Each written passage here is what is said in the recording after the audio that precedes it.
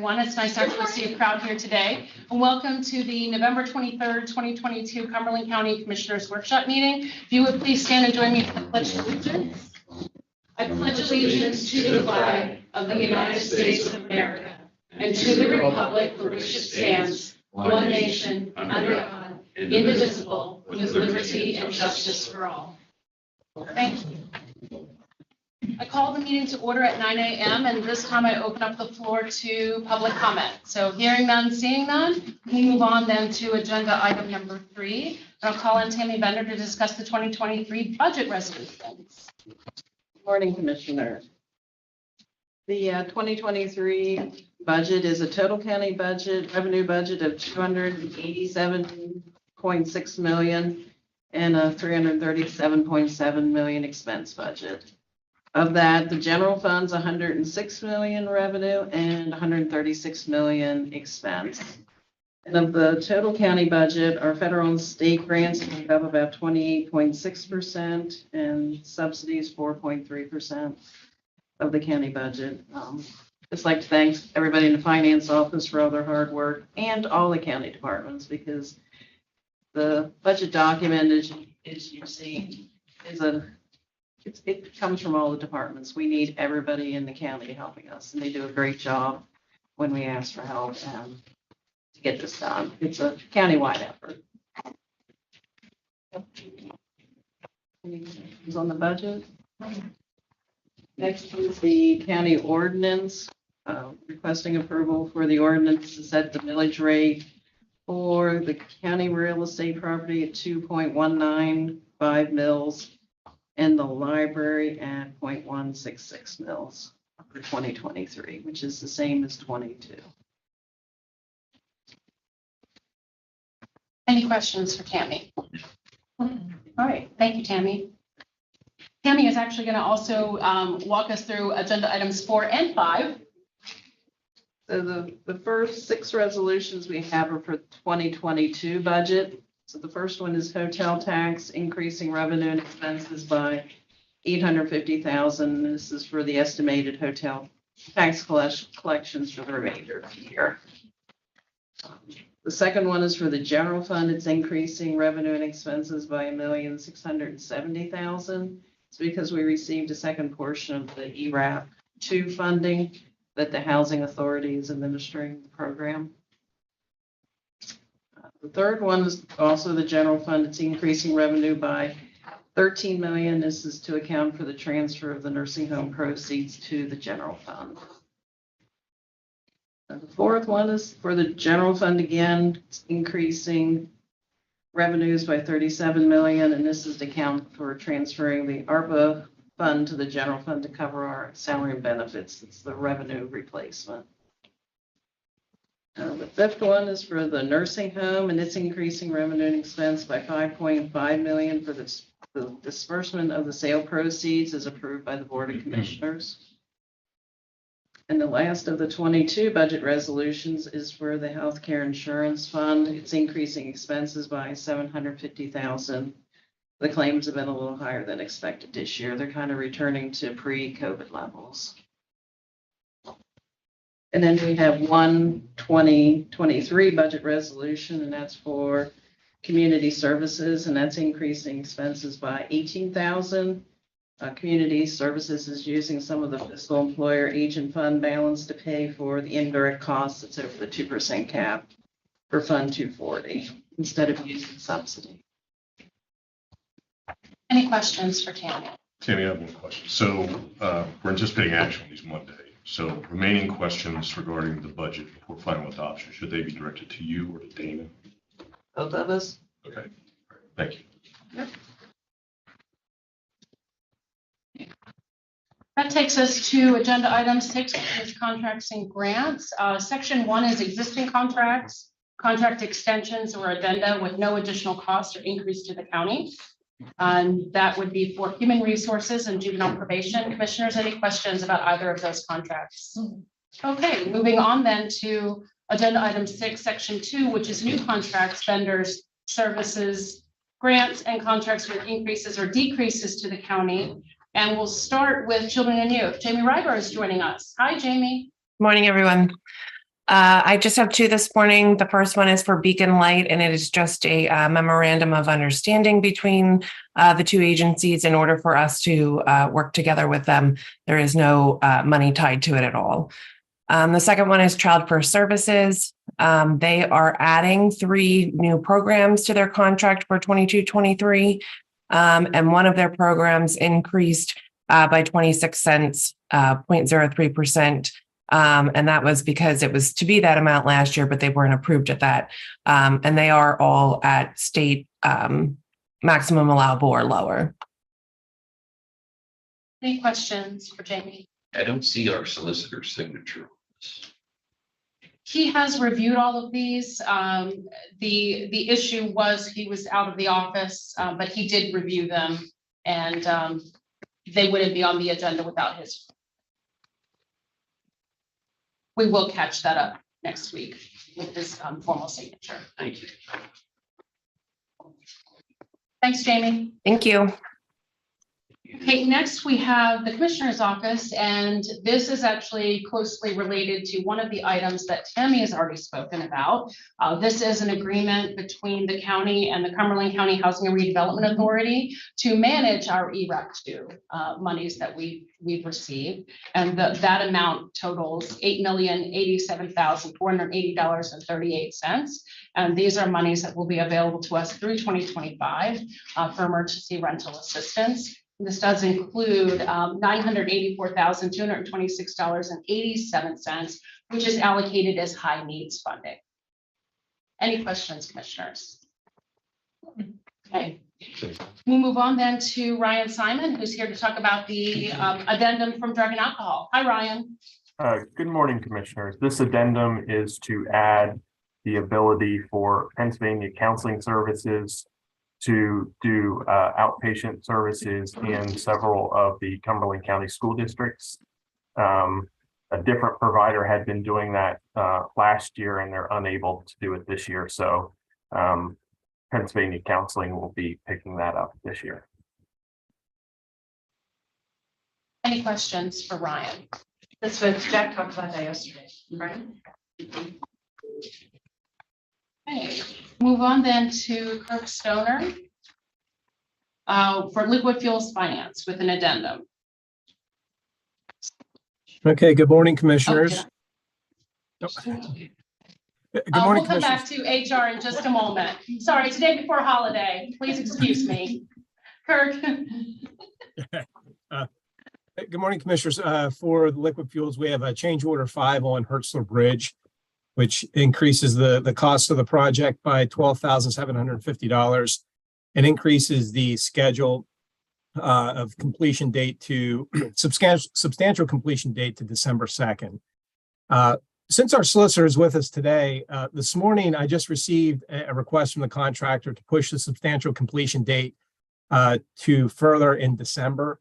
I wanted to see if that was something we could do as part of the meeting, or if you prefer that comes back to a meeting on Monday. They wanted to push it to December 21st, which is, a couple extra days to finish the job up.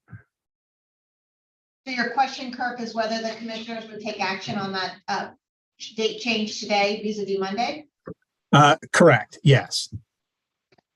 I'm not familiar with this matter, but I presume that the request is a legitimate type request on behalf of the vendor, and I would defer to the commissioners if you wish to take action today or not. Your agenda does permit you to take action if you are so inclined to do so. We have to amend the agenda to do that. You would have to go through that process, yes. Actually, Jen, I think we could do it on Monday. I think the request would be to change the substantial completion date to instead of December 2nd to December 21st. Oh, I see. So Okay. it would just be a minor change. All I right. can get paperwork up that reflects that today, but instead of waiting to do it later, if we could do that on Monday, that would be preferred. Okay. Got it. I follow you now. Thank you, Kirk. I Yep. thought the same thing. Yeah. I did too. I thought we were gonna change the agenda. Okay. Okay. Any other It- questions on it's all Hertzler my Bridge? fault because I skipped over. You weren't quite ready, right? You weren't quite ready. Any other questions on Hertzler Bridge? And what else am I supposed to? Oh, vector control. Yeah, if you don't mind, if we'll cover Warm Leesburg Borough under planning as well. All right, so we'll go, we'll do Wormleysburg Borough next. This is our Cumberland Plans grant application that was approved by the board earlier this year, and it's for a $22,600 grant from our Cumberland Plans grant program to update their comprehensive plan. And I And would you believe mind vector control? we have vector control too. So for vector control, this is our annual mosquito-borne disease control grant. This year, we're looking at a grant of $104,769. Slight increase of $12,000 from last year, but this covers our entire vector control team and the excellent work they do with our mosquito-borne illness control program. Any questions for Kirk? Yeah.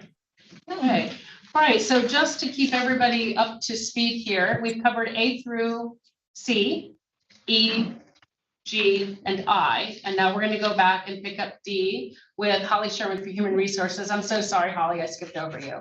Oh, no problem. Kirk had a lot more to cover than I do. So, good morning, commissioners. The contract I have is a continuation with WEX, who is the provider for the county's COBRA administration, as well as our flexible spending account.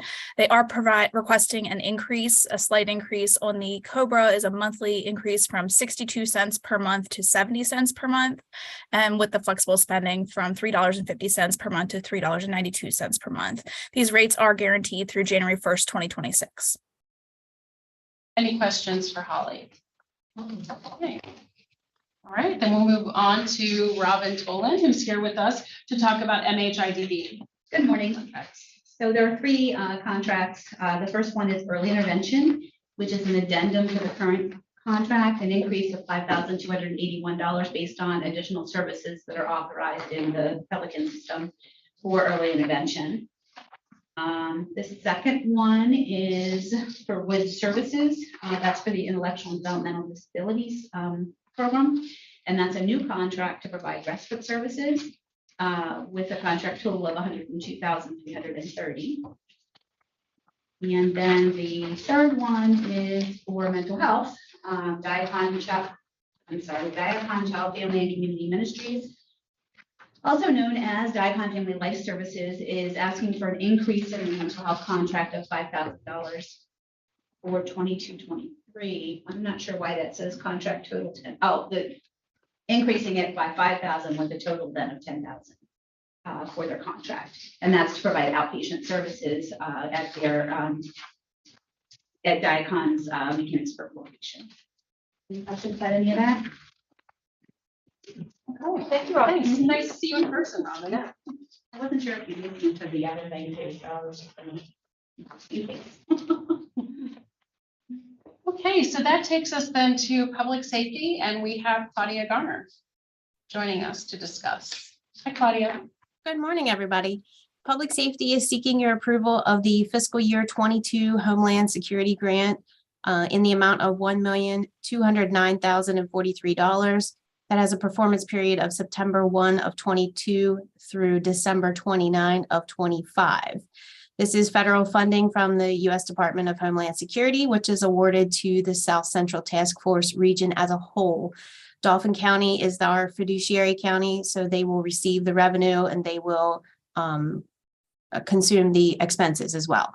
We just need to sign off as Cumberland County. All of the counties in the task force have an individual signature page.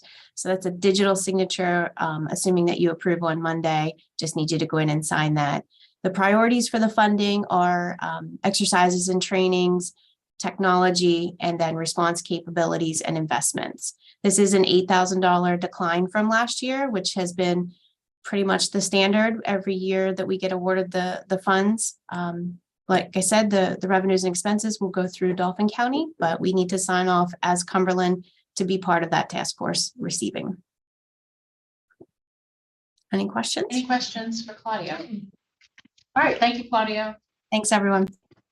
That concludes contracts and grants. We'll move on to agenda item number 7, and I'll call on Travis Shank to talk about a donation to the prison. Good morning, Commissioners. In August of this year, the prison hosted a tactical less than lethal training course from Pepperball. And for hosting this training event, they issued a host credit voucher in the amount of $500. This voucher is for stored credit only and will be used for our next purchase to resupply our pepper balls that we use. I'm here today asking for your consideration in approving this voucher request for the prison. Any questions for the warden? All right. Happy Thanksgiving. All right, moving on to agenda item number 8. This is a motion to reaffirm approval of a grant application for crisis intervention regionalization from the Pennsylvania Department of Human Services Office of Mental Health and Substance Abuse Services. Boy, that is a mouthful. Commissioners, this is the grant that is being coordinated between Adams County. No, Adams County is out now. No, Dolphin, Cumberland area. Okay, all right. Okay, I thought just York County had dropped out. Yeah. Okay, Well, York Adams is a joiner, so I don't believe that either one is involved. okay. That was my understanding, sorry. So Dauphin County, Perry County, and Cumberland County to develop a walk-in crisis center. This was approved. We had a very short turnaround to coordinate one combined grant application. And so this was approved, and now I'm just bringing this forward for formal approval for this to be reaffirmed, and this is action requested today. But before that, any questions? Okay. Make a motion to reaffirm the approval of a grant application for crisis intervention regionalization from the PA Department of Human Services, Office of Mental Health and Substance Abuse Services. I second. Okay, it's moved and seconded. Any further questions or comments? There are none. All in favor indicate by saying aye. Aye. Thank you, Commissioners. Moving on to agenda item number 9. This is discussion of the Cumberland County Conservation District Board reappointment recommendations, and I'll call on Commissioner DeFilippo to discuss. Yes, we're at that point of the year where if there's reappointments for positions, they're done now. Dennis Garman, who's a current member, would like to serve another term. And the board would also like me to stay on for another year as the commissioner director. Any questions for the Commissioner? Okay. Moving on then to agenda item 10. This is discussion of the Cumberland County Local Emergency Planning Committee reappointment recommendations. And I'll call on Commissioner Fauci to discuss. So there are 3 things to talk about. The first is the appointment of Katie Andress. This would be effective upon PIMA appointment through December 31 of 2026. There are the PIMA reappointments through December 31, 2026 of Doug Goshenauer, Amanda Haltree, Randy O'Donnell, Gary Rutz, and Robert Swank Jr. And then there is my reappointment through December 31 of 2023. Right. Any questions, Commissioners? Okay, so we'll move on to, it is that season of appointments and reappointments. So we'll move on then to agenda item number 11. I'll call on Jack Carroll to discuss the Drug and Alcohol Commission Community Advisory Board reappointment recommendation. Good morning, Commissioners. We have a gentleman on our board, Ken McGarvey. He's retired from the Pennsylvania Department of Health, 35 years of experience working with communicable diseases. He's just completing at the end of this month his first 3-year term on our Community Advisory Board. According to the state guidelines, members are able to serve 2 consecutive 3-year terms if they're interested. Ken is very interested in doing so. He's a very active participant in our Community Advisory Board meetings, and so my recommendation is that we do reappoint him for a second 3-year term that would begin December 1st, 2022 and run through the end of November 2025. Any questions or Any comments? questions for Jack? Thank you, All Commissioner. right, thank you, Jack. Okay, that takes us to agenda item 12, which is Commissioners' Liaison Reports, and I'll start by calling on Commissioner Eichelberger. Okay, just a few items. We had the mental health IDD board meeting, advisory board meeting last week, and Robin, feel free to chime in with anything else. I think there was a pretty thorough briefing here as part of the Human Services Policy team earlier this week. I missed that portion because I was on a Zoom with Katie at the time, so don't want to repeat anything, but I think we got pretty thorough coverage there based on what email I received back. So the only other thing is I asked Sue Carball if there's any updates since that time. She said she discussed the staffing issue, which is the big thing. The EI referrals continue to be high. We all know that it's been trending higher. And she writes, other than that, it's business as usual, but business as usual is anything but usual for folks these days. So I want to acknowledge that. Let's see, the only other thing was we had Monday night, we had recycling authority. Jen, you were there. So if I miss anything important, feel free to add in. We did discuss the revisions to the waste management plan. The board had an extensive discussion on that. Justin is developing some responses to the comments that DEP provided back to them. The members are reviewing the updated rework sections related to those comments over the next 2 weeks, and we'll be reporting back to Judd on any comments they have for that. We're not anticipating any significant problems there, but when you're dealing with DEP, you just never know. Also, we had extensive discussion regarding the hazardous waste contractor service fee increases. We are seeing some price pressure there, and the board is discussing possible options in regards to pricing at the retail level, at the user level. So nothing definitive on that. A couple ideas discussed, and there will be some movement on that in the near future. That will ultimately have to come to the board of commissioners, of course. So also there's discussion with in regards to seeking input, engineering input regarding the development of some new capacity and capability at the recycling center, so that we might keep up with the times and adjust to a fluctuating market. So the planning department and solid waste folks are developing some ideas on that they'll be bringing forward in great detail to us in the near future. And I think that's everything I have. All right, thank you, Commissioner. Commissioner Fauci. Well, good morning, everyone. I have for you this morning, the library board, we met on Monday and the 2023 budget was adopted. And just so that you know, and I know that we've talked about this, but Carolyn will be bringing a new memorandum of understanding to the commissioners for review and approval. I think that will happen in January. So that will be very interesting. I would remind everyone to use the library system. It is a great place to spend some holiday time. There's a report that came out on child homelessness in Pennsylvania. And I believe that yesterday when we met with Human Services, Patrice Pickering talked about there are currently 55 families with homeless children. That was the current count. And so I think that this report is very interesting. It's from Nemours Children's Health System. And it talks about young children commonly served by homeless housing programs in Pennsylvania. The largest target group is birth to 5 years, with 42% of those young children being homeless, followed by school age at 37% and adolescents at 21%. And this report really and truly talks about how devastating childhood homelessness is to the rest of a person's life in terms of education, healthcare, trauma. So this is a great report if anyone wants it. And the Planning Commission, we met on November 17th. The Silver Spring Township Ag Security Area, the Miller new Ag Security Area, that was recommended for approval.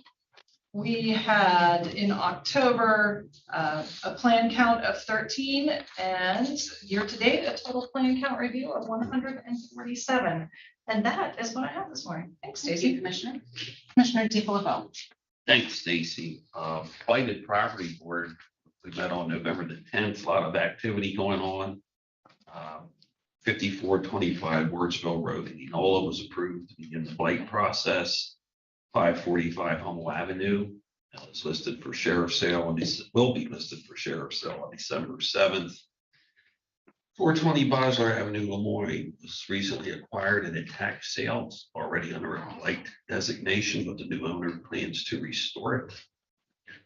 6583 Carlisle Pike, Silver Spring, listed for sale and also listed as blighted. 44 West Main Street in New Kingstown, approved to be added to the blighted property list. 6883 Carlisle Pike, Silver Spring Township, on track for blighted designation. 6588 Carlisle Pike, Silver Spring Township has been updated and will be removed from the blighted list. A couple of properties in Summerdale will be considered by the Housing and Development Authority to possibly go under a conservatorship. And 25 Penny Lane, Enola was awarded demolition funding. On November 17th, the Housing and Redevelopment Authority met. Some updates, Pennsylvania legislative updates, Acts 125, 126, and 149 are all passed and signed into law. The significance of this legislation is there will be the removal of the 10-year sunset of the demolition fund recording fees. Also provides for land bank committees to meet virtually and adds land banks to the list of entities that can be a conservator under the Abandoned and Blighted Property Conservatorship Act. Emergency rental assistance program will reopen again soon once the backlog of open apps has been addressed. Adding additional members from Perry County to the CPHI board, which is the Cumberland Perry Housing Initiative. This is a nonprofit which is managed by the Housing Redevelopment Authority, and its purpose is to develop tax credit projects. November 3rd, the landlord event was held and was a success and provided new landlord contacts.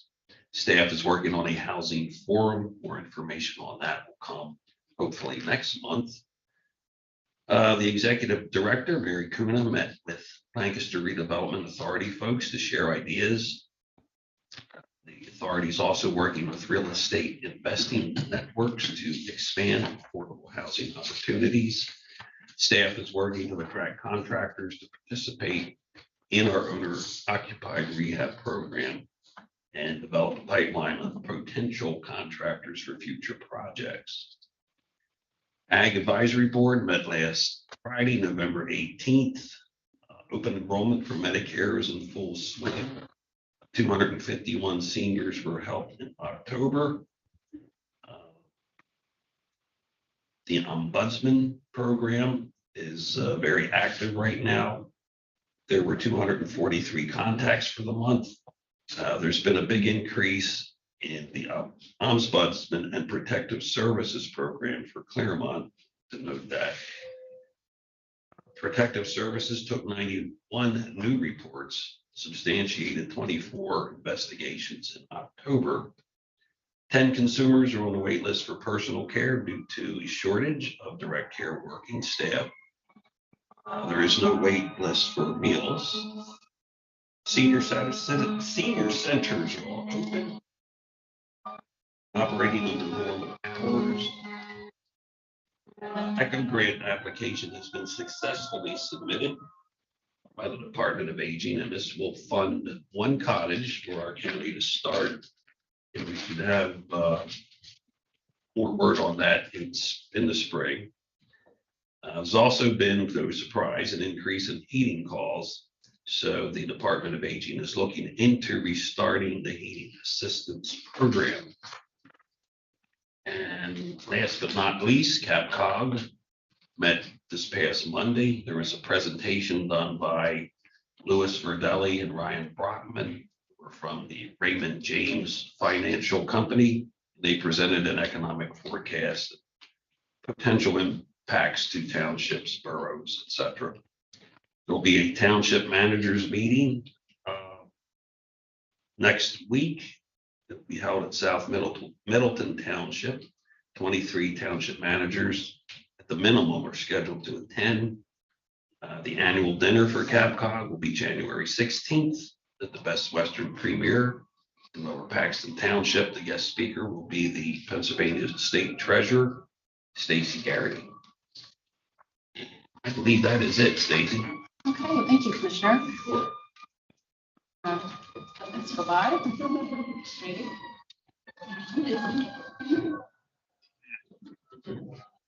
You would tell us it's not sneaking out. There we go. Okay, moving on to agenda item number 13, I'd like to report an executive session was held on November 22nd, 2022 at 9:30 a.m. regarding personnel. And I'll ask if there's any other business to come before the board today. Hearing none, we are adjourned. Thank you.